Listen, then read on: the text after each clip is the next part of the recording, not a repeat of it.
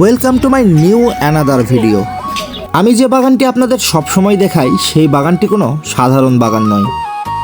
যে বাগানে রয়েছে আনার, কমলা, আঙ্গুর, আম, মাল্টা সহ নানান প্রজাতির বিদেশি ফল। গাছে গাছে ধরে আছে ফল, কিন্তু আজ আমরা অন্য কোনো ফল দেখব না। অনেক দিন পরে বাগানে ঢুকলাম শুধু একটাই জিনিস দেখার জন্য, সেটা হচ্ছে মাল্টার অবস্থা। কারণ বেশ কিছুদিন হলো মাল্টা গাছগুলো দেখা হয়নি।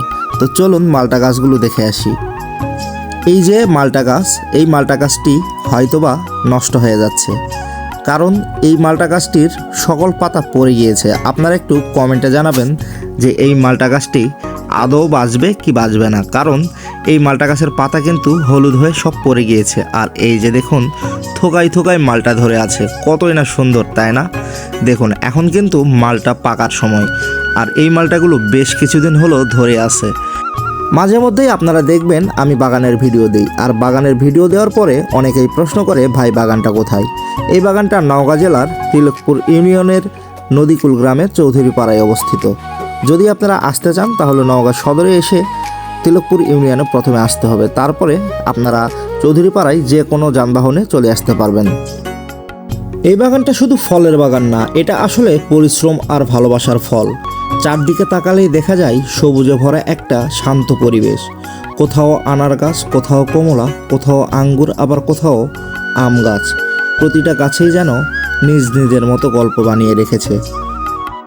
কিছু গাছে ফল ধরেছে, কিছু গাছে নতুন পাতা গজাচ্ছে, সব মিলিয়ে যেন একটা জীবন্ত সবুজের রাজ্য। এখন আপনারা দেখছেন যে আনার গাছগুলো, এগুলোর পুরাতন পাতা পড়ে গিয়ে নতুন পাতা গজাচ্ছে, আর দেখতেই আসলে অনেক সুন্দর লাগছে। দেখুন গাছগুলো কত সুন্দর হয়েছে। আপনারা ভিডিওর কমেন্টে অনেকেই প্রশ্ন করেছেন ভাই আপনাদের এই বাগানের মালটাগুলোর জাত কি। আমি আপনাদের আবারও বলছি, এখানে রয়েছে বাড়ি 2 জাতের মালটা। বাড়ি 2 জাতের মালটা বাংলাদেশের কৃষি গবেষণা ইনস্টিটিউটের উদ্ভাবিত একটি উন্নত জাত। এই মালটার ফল আকারে মাঝারি থেকে বড় এবং দেখতে আকর্ষণীয় কমলা রঙের হয়। এর খোল তুলনামূলকভাবে পাতলা এবং ভিতরে রসের পরিমাণ বেশ ভালো থাকে। স্বাদ মিষ্টি টকের সুন্দর সমন্বয়, তাই খেতে খুব সুস্বাদু। এই জাতের মালটার বীজ সাধারণত কম থাকে, যা খাওয়ার জন্য সুবিধাজনক। গাছ মাঝারি আকারের হয় এবং নিয়মিত যত্ন নিলে ভালো ফলন দেয়। আমাদের দেশের আবহাওয়ায় এই জাতটি খুব ভালোভাবে মানিয়ে নিতে পারে।